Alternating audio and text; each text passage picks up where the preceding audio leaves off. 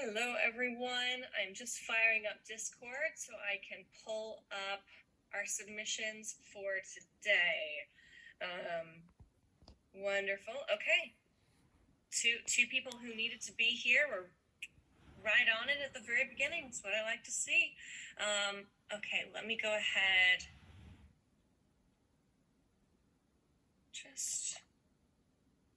All right. So today we're going to be checking in with Karen, then we're going to be checking in with Thomas, and then from there, I will probably open it up to questions because I suspect we'll have some additional time at the end. By the way, if anybody has wins from the past week or just wins that they haven't shared, I would love it if you could put that in the chat and I will shout you out when we are between people. I would love to hear what exciting things everybody is up to. Okay, so kicking off with Karen. I'm going to read through Karen's write-up and then I'll share my screen so we can take a look at what she's been up to. All right, she says, okay, this did not go well. This could either be a discussion of Module 2, and that I'm not so sure if this is the direction for me, or Module 6, because I was working on edges when I chose this painting. I tried copying Ingrid Christensen's steps from that blog post of hers. In the end, I found myself frustrated that my proportions were all wrong, and so were hers when it came to the horse. I ended up trying to correct everything, but there wasn't enough canvas to make the horse's neck long enough. I stopped trying to copy her painting and went rogue, which also didn't go well. I'm sure I've learned something from this. I'm afraid that the flatness might not be for me after all. As far as what she's looking for help with, she says, tell me what I should be painting, haha. Just kidding. What I think your answer about what direction I should take is perhaps I should take things from Christensen's paintings, but give my paintings more dimensionality. I painted this on a 30 by 40 canvas like she did. The last photo here is where I finally quit. I suppose I should have taken just a portion of the painting to copy. Okay.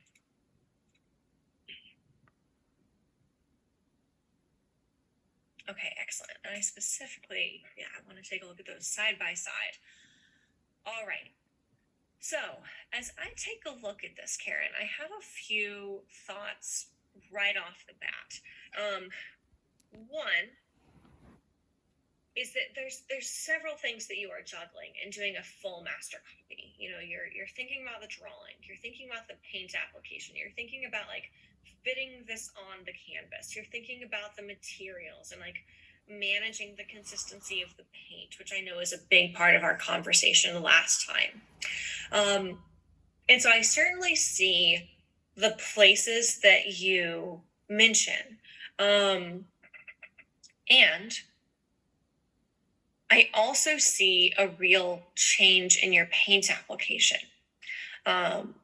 And so while I know that the whole painting didn't come together as you had hoped, I do see that you accomplished an awful lot with this. And so what I see as my job is to really tease apart which parts of this are enjoyable, which parts are not, and how much of that really does speak to the direction you want to go. And the reason for that is that, like, for instance, like I love Carolyn Anderson's work. I've also learned she's a very difficult painter to copy. And I had like very different perceptions of how I wanted to move forward before and after doing my first attempt at a master copy from her. And I have similar, thoughts here. I think there's some really strong parallels. And what I realized in trying to do the copy for Carolyn's work was like, man, copying her work is hard. But that doesn't have to mean that like painting like this is hard. And I needed to understand how much of this was like the copy versus how much of this was like the fact that this was new versus the fact that I was trying to do a lot in one painting. Like I was trying to understand her relationship with her tools, the process of building up the paint on the canvas. I also wanted to make sure the drawing was working, the values were working, the color was working. There's a lot to juggle. And I know that you were juggling a lot in this particular study as well. So I'm curious, what on this painting stands out as being specifically the most frustrating piece? Well, I tried to do the steps like she did. You know how she had in that blog? Yeah. All the different steps. So the picture here you see on the right was at when I was at like her second picture. Okay. That wasn't the finished one, where I quit, I should say. Okay. So copying those steps that she did, it was really frustrating. Like, I didn't know why those marks were there. You know, so I was copying things that didn't really make sense to me. Yes. In the way that I normally paint, you know, she was going, you know, she was working toward the end and stuff got covered up. So when I was looking at her end painting and then the stuff in the middle, it was hard for me to just make these random marks that I didn't know why they were there even. Yeah, and that's exactly what I ran into in studying Carolyn, especially in a master copy. Learning from this kind of painter, especially in a step-by-step fashion, it's really taxing because you can't just say like, oh, this mark is the bottom of the horse's belly. It's right. Like, I don't know, this mark is just her scribbling with no rhyme or reason, but it better add up to a beautiful finished product. I have 100% been there and have had that experience with a piece.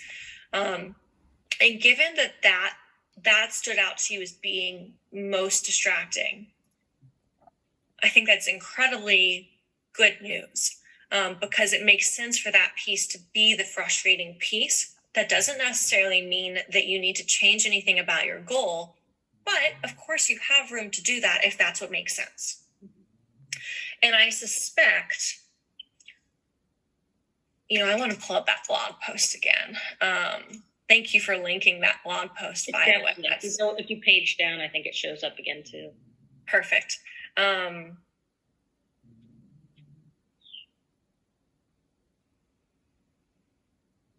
Yeah, I'm just kind of reacquainting myself with this really quickly. Yeah, the 30 by 40 canvas was probably a mistake too for me to be doing this on. I should have done it I should have done smaller, or just done the children or something. Right. And one thing I want to say, Karen, is one, I hate that there were so many things that made this frustrating, because I think having that step-by-step, here's how you progress through this master copy, is so helpful, and it can be really encouraging if the planets align.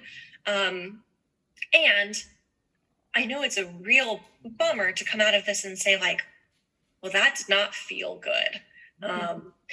And so from this, I want to be really thoughtful on how we move forward. I do think that painting large, in a way, it set you up for success and that you had room to do everything that she did. In a way, it set you up for frustration because it's going to take more time. And yeah, I did a small one of hers. I did a small one of hers, like 10 by 10 early on. I really loved doing that. Okay. Maybe there wasn't as much information. I'm not really sure why that one went. Yeah. No. And I do think that with this one, it's a combination of things. I think it's the fact that like the size is large, it takes a lot of time to fill it. It's also that there's a lot of things happening. You know, there's 3 faces. There's 3 bodies, there's the horse, there's a bunch of different like color notes in the background you're trying to capture, and you're thinking about like the paint texture the whole time, because I know capturing that paint texture was a huge part of this. One thing I want to say is that I am incredibly proud of what you accomplished with this paint texture. Thank you. You are welcome. If there was one singular goal where I really wanted to come away knowing, how does this piece of the puzzle work? Like, disregard, you know, how do we manage the composition or the drawing or simplifying the faces or anything else. You know, last time we talked, we were talking about how like this paint texture really didn't match what you were seeing in Inger Christensen's work. And if we take a look at that side by side, especially like with the beginning, you have that paint texture you're looking for. I know you had a lot of questions about that last time, and you did a really, really super job of paying attention to that kind of module 6 piece of this equation. So I think one thing that might be interesting, I haven't explored her website at all, but let's see. I am curious if she has examples of like blog posts where she does the same thing, but she does it for a smaller, simpler piece of work. She does. I subscribe to her blog, so I get these regular updates, and she does all kinds of things. And they are, a lot of them are smaller. Some of them are still lifes that are, florals and things. And Perfect. I like Excellent. Yeah. So I'm going to reshare my screen so we can take a look at one of these. Let's see. So like, granted, if still life isn't your jam, this definitely doesn't have to be the one. But like, I could see how this would be a much more approachable piece, especially, this is 12 by 16. I know she said like most of her pieces are 8 by 10 that are like this. But I think this might bridge the gap in a way in terms of like explaining the rhyme and reason for a lot of those errand marks that seem really arbitrary. And with more complex pieces, you're going to get more of those. And I know from experience how taxing it is to try and like copy marks that seem to have no purpose in the painting. This, however, feels much more intuitive, and potentially going down this rabbit hole. I just realized this isn't like the process for one singular piece, but nonetheless, doing something along these lines, like I think it's easier to kind of see her process in one go and start to understand the logic behind a lot of the choices. And that's not to say that copying, something like this, like that ever makes that super easy. I know from my own experience, I like have a much better sense of how I would study Carolyn Anderson's work now, but I still have paintings of hers where I'm like, man, that's beautiful. And I would like to make something like it, but I don't want to copy that because it would take me like a year. So with that being said, I think if you're still thinking in this direction, and given that you really enjoyed copying one of the small ones, my inclination would be, for the sake of science, let's have you go back and do this with a smaller painting and see if that sets you up for success. And then the other thing is I really want to emphasize, I want to go back to Discord really quickly here. Here we go. I really do want to emphasize just how valuable it is to think about just one piece at a time. So if there's like one piece where you really get the paint texture and consistency dialed in another piece where perhaps you feel like you really understand the logic behind why she broke down the face in the way that she does, or another piece where you're like, man, I like really got that drawing dialed in. And I know this is a weird one because she invented the proportions for the rest of the horse that was cut off from that photograph. If you look at her photo, the horse has a really long neck and the head's off the canvas, and like she made it up and just brought the head in and what she did was like, if the horse was kind of looking in a straight line to the side, she had the horse turn a little bit. But it doesn't really matter, I suppose. But I started, wondering about the legs and the back and the belly, because I have donkeys. I don't have horses, but I know much about their shape. And so I kept getting sidetracked by what I know. Exactly. And when you do get sidetracked by those things, it is perfectly natural and reasonable for that to take up a disproportionate amount of brain space. And I know it's frustrating when you have a study that doesn't go according to plan, whether it's a master copy, whether it's an original piece. It is always worse when it's a bigger piece.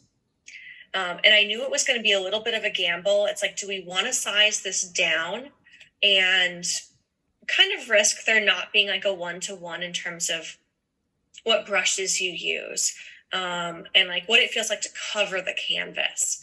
It's like, do we want to go bigger so you don't run into that problem, or do we want to stay smaller so that you don't feel like you're investing a ton of time and effort into something that is, at the end of the day, an educational experience that doesn't necessarily yield a beautiful finished piece? And so I know from my own experience that that feeling of frustration is always worse when the piece is bigger or you've worked on it for longer. And sometimes it feels like the only thing that makes it better is like, I just want to figure that stupid piece out. And then I can be happy, because I can put this up on my wall, or I don't have this big canvas like staring at me. And I have several canvases in this studio that are staring at me. All of them are big. And all of them, I'm like, why did I choose to try this painting on this big panel that is now, going to waste in some capacity? Well, I felt like doing it on the big canvas, then I couldn't make the excuse, well, I was using a smaller canvas and, Absolutely. Because I think it was a worthwhile. I think so too. Yeah. And I very much appreciate the fact that there's going to be that push and pull of like, there's going to be pros and cons to both sides of it. And I'm glad that you went into that kind of understanding that there would be that trade-off, and like really wanting to set yourself up for success as much as you could. So with this in mind, let me go back to your write-up and your questions.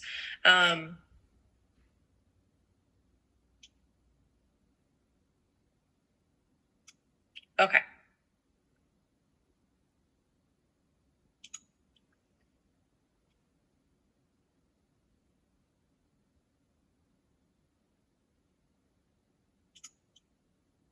Okay. So there's like a few questions here. I think the big one is whether the flatness works for you. And I think the easiest way to find that out is to step back to something that is a little bit simpler and see if your experience changes.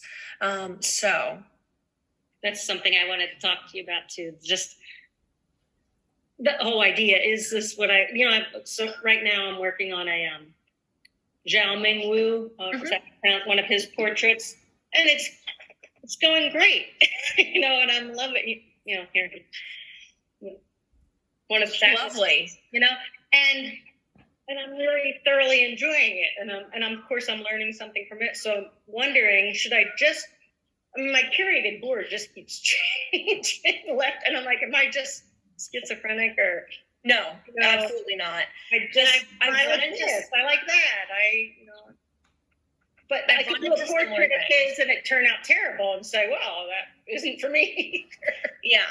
And so there's I am no stranger to this phenomenon, especially in terms of like wanting to go in more of that Carolyn Anderson direction, which I think has a lot in common with Ingrid Christensen's work, even though visually they are different in a lot of ways. I know, but they've always been my two. Well, that's another thing. I'm like, is it just that I love their artwork, or is that how I want to paint? Is it? Yeah. And I actually found out about Carolyn Anderson through one of the artists who were in this group. I never knew who she was, and somebody, mentioned her for her curated board, and I was like, who is this woman? And why isn't she on any kind of social media? And when I discovered her, I was like, this is a direction I really want to go. And I put her on my curated board, and I started doing some work to be able to work like her. And I would have some studies that would hit and others that would miss. I would have some originals where I could feel myself kind of bringing in parts of her work. But I would still have periods where I really needed to put that on a shelf for a while and go back to a technique that was friendlier for me. And you'll see this if you take a look at like my YouTube channel, for instance. it's rare at this point for me to make paintings that don't wind up on YouTube. Like if you follow my more recent YouTube videos, you're basically seeing the entire chronology of what I spend my studio time doing. And you can see that I kind of spend time going back and forth between a piece where I kind of try and push in that Carolyn Anderson direction. It's very dry. It's like I'm just making drawing marks on the canvas over and over until I've just built up enough paint for it to be a painting. And then I will have pieces where I go completely back to my comfort zone.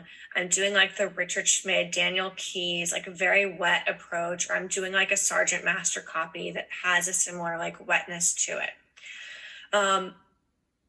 And for me, my thinking on this was like, this Carolyn Anderson stuff, I might have hit a wall with it for right now, but I know I want to go in that direction. I just need a breather. Like I can't be like sailing uncharted waters every single time I set out. I need some pieces that just remind me that like I'm good at this and that I'm capable. Yeah, and that's what we all need. And it's also totally possible that, you know, it's just as valid to like try something and be like, ooh, maybe I just like looking at this. You know, if you ask me to paint really slowly, for instance, and like work on one painting over the course of a month, that's a painting I would love to look at and probably wouldn't really love doing.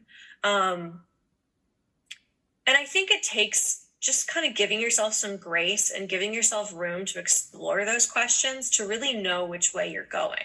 But I do think that regardless, it's going to be important for us now to help you to reset, go back to something that sets you up for success, that grounds you, that you feel good about. And from there, we can use that to potentially revisit the board. So for me, for instance, I know you all see this all of the time, but so here's the current iteration of my board. As you can see, I have a whole section of Carolyn Anderson pieces. But as you scroll down, well, it's a lot more Carolyn Anderson, but there are like chunks of like Daniel Keyes and Kwang Ho and artists who work in a wetter approach. Like I have a couple Daniel Keyes here, I have a Nick Alm, another Daniel Keyes. I will intentionally kind of let myself go back and forth on these things. I feel like there was a specific example I really wanted to share with you from this board. One thing that is helpful though, is that whether I'm like looking at kind of the Daniel Keyes parts of this board, or I'm looking at like the Carolyn Anderson part of the board, I feel like visually these things do tell me a lot about what direction I want to go. The only real question that lingers is like, do I want to work really dry or do I want to work really wet? I think that's one of the big differences between Carolyn and the other painters on this board. Other painters are like very, very wet and juicy. Carolyn's approach is very dry. And that way I can really continue to like feel like I am moving toward what I want to move toward. All I have to do is figure out what is the consistency of the paint. So let me pull up your board really quick.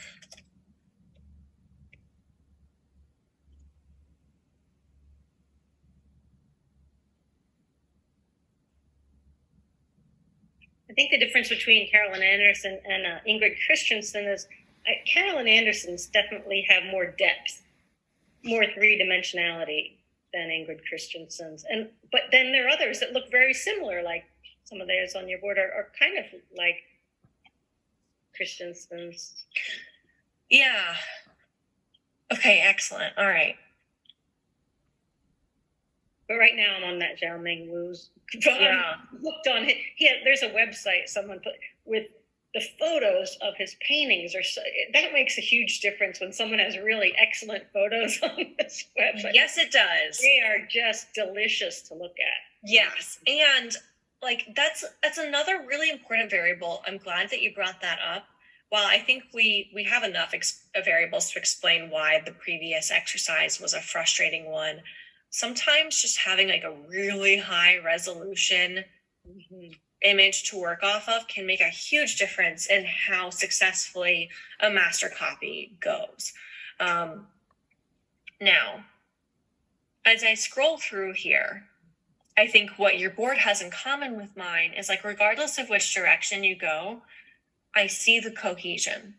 And I think exploring any one of these techniques and like ways of creating an image, what are you valuing in the composition? Going in any one of these directions should help you in the others. So I think what would be a logical next step is, one, continue on this. Connect with it, love it, have a great time working on this. Set yourself up to enjoy every minute of it. After you are done, I want you to do some morning pages around what is everything that you enjoyed about this and what set you up for success, from the size of the piece. Did you have your morning coffee before you worked on it? Were you listening to something good? Like, did you have other stressors happening in your life? Every variable you can think of, and then like push yourself to think of some more. Finish that. Then I want you to go and I want you to journal on everything you can think that did not set you up for success in the previous master copy. We don't need to do anything with these things yet. We're just gathering data so that we understand how we can keep you on the right track, feeling really positive. And I do really want to point out, I figured that this piece could go a number of ways. Like it could absolutely show you that, like, hey, studying this is super frustrating, or this is a way you don't want to work, or having the steps broken down from her blog post could have potentially really shown you like, oh, this is really doable. It just came down to like the interplay of a lot of different variables. But that being said, like, even though I knew it could go either way, my hope is always that you all have a really enjoyable time, especially like regardless of what happens on the piece. But I know that a lot of times that means like creating a successful painting. But even in those instances where we come away and we're like, well, that was frustrating, my hope is that you look at that, and even if it begs a lot of questions in the moment, my hope is that you look at that and you come away and you have this really clear sense of, okay, that is the thing I need to avoid. And being able to diagnose, like, is it the flatness? Is it the size of the composition? Is it the complexity of the composition? If I had to put money on this, Karen, I would be willing to bet that while you did do yourself a favor in terms of the size, for the reason that you mentioned, I suspect the size, the complexity, and the fact that her marks weren't super efficient. She had a lot of marks that just got totally covered up. She had marks that I think were her just purely experimenting. And trying to understand the logic behind those when you can't just talk to the person is inherently frustrating. My suspicion is that after the Xiaoming Wu copy, I think the next thing I would want you to do after that, painting-wise, not journaling-wise, would be to pick a piece that like you think best sets you up for success. That could be like another Xiaoming Wu. That could be going back to like one of the smaller Ingrid Christensens that, studying that set you up for success before. I'm going to leave it up to you, like whatever you think you're vibing with. It could be that a smaller Ingrid Christensen sets you up for success, but like you want to put Ingrid Christensen in timeout for a little while because this previous piece was so frustrating. And if that's the case, I want you to do it. I run into this with my own work all the time. Sometimes I really just need a breather from a certain way of working. Another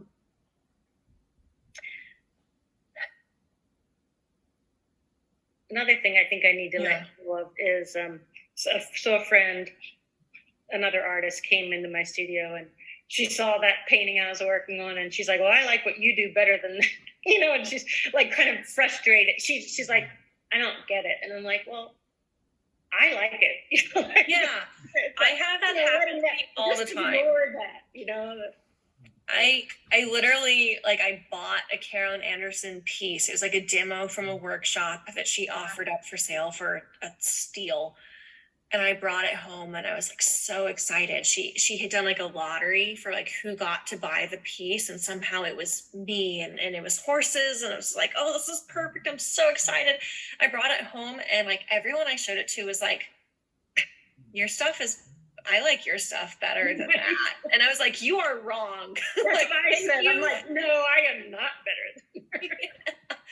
And yeah, and I know I know exactly the feeling that you were describing.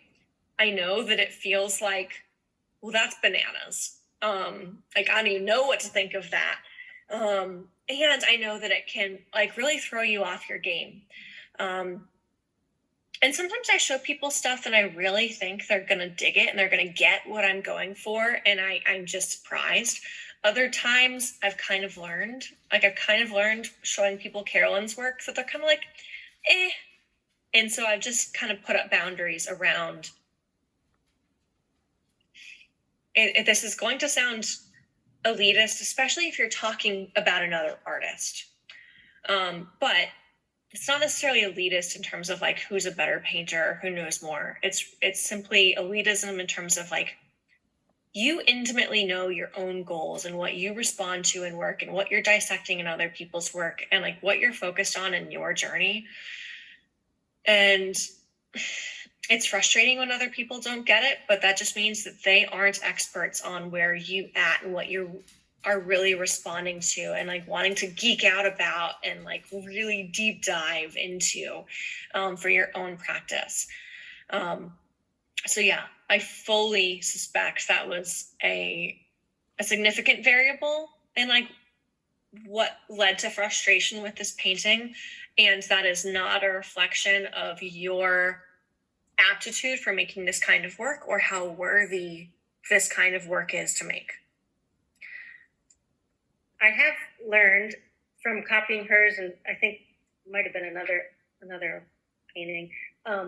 Even while I was frustrated on that, I am really pleased that I can make these faces with so little, those tiny little faces with so few marks. And I gave up trying to make them look with the same face as hers.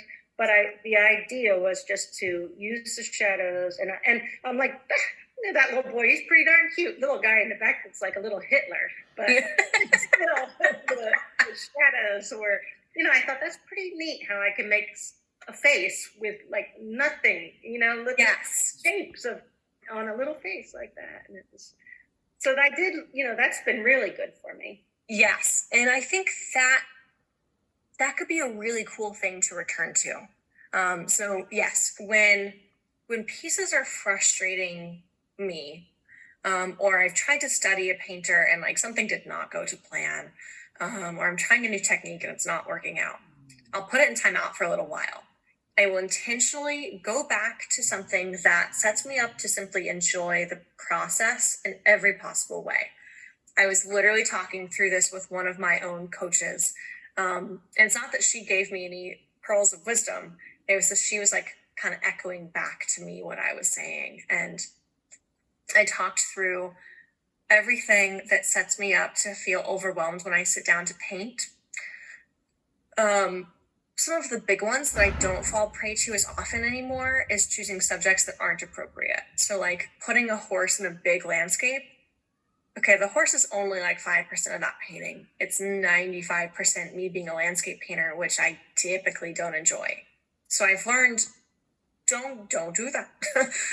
Or like don't paint portraits where people are in these elaborate backgrounds because I have to spend all that time painting that background.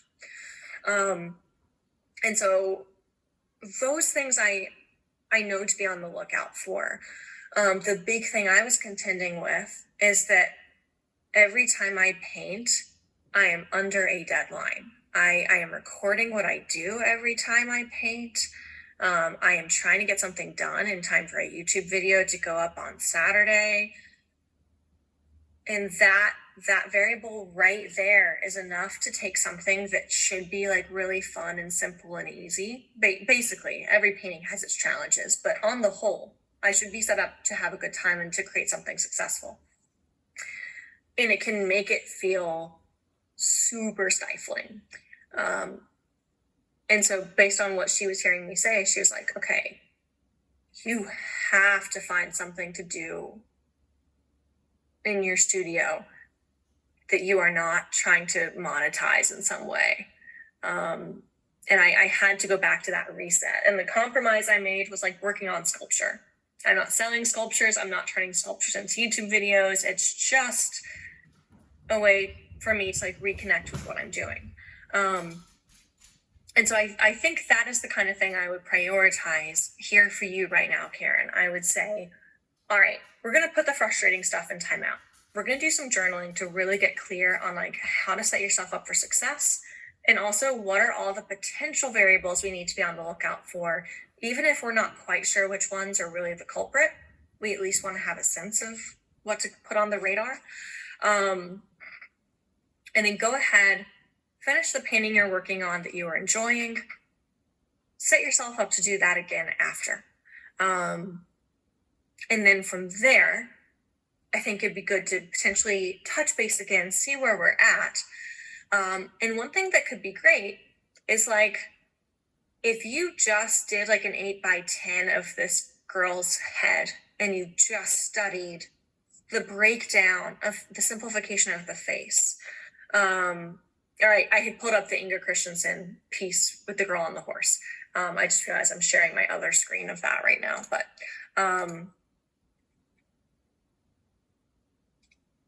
you know, if you were to potentially do this again and just look at the girl's face, and just think about like how simply can you capture somebody's likeness with just a few brush marks, a few really, really simple shapes. You know, we can figure out how to like dip your toe back in the water of something like this, setting yourself up for more success, especially now that you have the paint texture you're looking for. I really, really don't want to undersell that accomplishment. Even for my own work, typically there's like one decent takeaway I have from any given painting that I work on.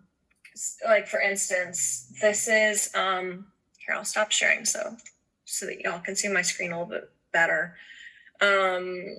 Where is this dry? I think it's dry down here. It's like, this is what I worked on for YouTube this week.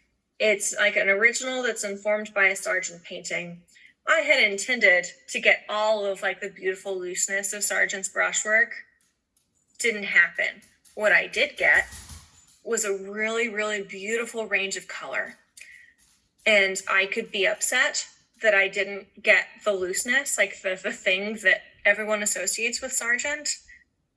But instead I was like, I don't know when I've ever had like this level of nuance of color in the work. And I'm not going to let the fact that I like didn't get the looseness impact the achievement of getting the color I wanted.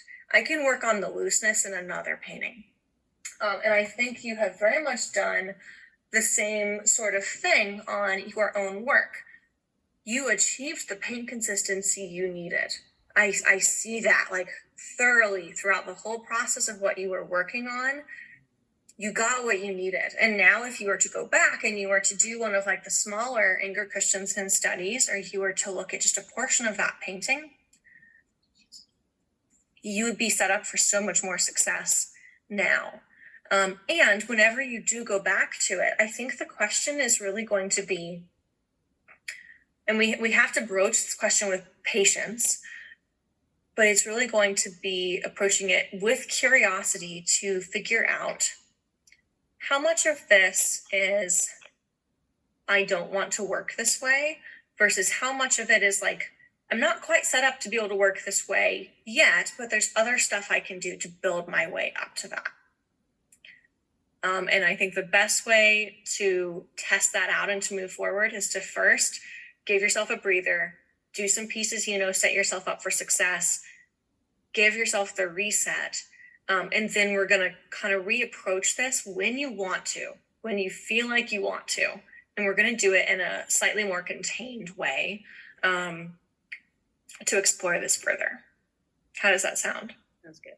Yeah. I do want to say I've had 2 call submissions with you that I was like whiny. It's like this one, another one where I'm like, what am I, that kind of thing. And I do want to tell you that even though I get frustrated and sound like, I'm not enjoying this, I'm totally enjoying this. And your comment about what your mentor said about not tying money to it, since I've signed up for your course, I've let go of with this cell. You know what I mean? Like, I'm enjoying doing master copies. It's making me work more on my painting than what I think people want to see. I'm really, really happy to hear that. And I appreciate your mentioning that. And one thing that you're going to find, like, you'll be able to like really dive into the master copies for a while. And you're very much still exploring what you want to do with your painting. Mm-hmm. Over time, just like with Karen Benitez, like she's been like really working on the master copies for a while. And now she's at the point where I'm like, all right, we need to make the transition back to applying what you're doing so successfully in the master copies into originals. She's going to plug away at that for a while. And when that starts to feel automatic for both of you, when both of you are at that point where like, just like you're really enjoying diving into the master copies right now, when you're really enjoying like solidifying your own way of working in your originals, you're going to find that like the selling clicks back into place. And it's not necessarily that you're going to have to think about like, will this sell anymore? Instead, you could think about like, what do I want to make? And like someone's going to respond to this eventually, or I'm going to respond to it. Hell, that's like very much my relationship with my own work right now. I make what I want to make, and like slowly but surely, even though I have essentially stopped marketing them, all of them trickle off my wall and cycle through, and I replace it with other pieces. So I'm really, really pleased to hear that like all in all it's working. And I totally want to be there to be that safety net when you do work on a piece that's like, well, shit. And I have my fair share of those too. So you are not alone in that. And it is not a reflection of like where you want to go or what your aptitude is for getting there. It is simply a reflection that you're like really pushing up on your limits and exploring that in a real way. That's always going to involve paintings where like you run smack into a wall and don't know what hit you. And it's my job to like pick you up and be like, yeah, you ran into that glass wall that you didn't see over there. It's okay. I'm just going to help steer you in this way and we're going to get you back on your feet. Right. I'm not sure I understand. Siri thought I was talking to her. I'm not sure I understand. Stop it. Okay. I'm not going to say her name again. All right. So I've given you some kind of next steps in terms of like the painting piece and the journaling piece. And we have a lot of opportunities to check in throughout all of those processes. I would love to hear just like updates on like what works, what doesn't, what insights you have, what things kind of help you to feel back on track or what things maybe like derail you. And we will just take it from there. But my hope is that focusing on doing a little bit of a reset for the next couple of paintings is really helpful. And in general, I would encourage you to listen to what you feel drawn to paint until you feel like you are recentered.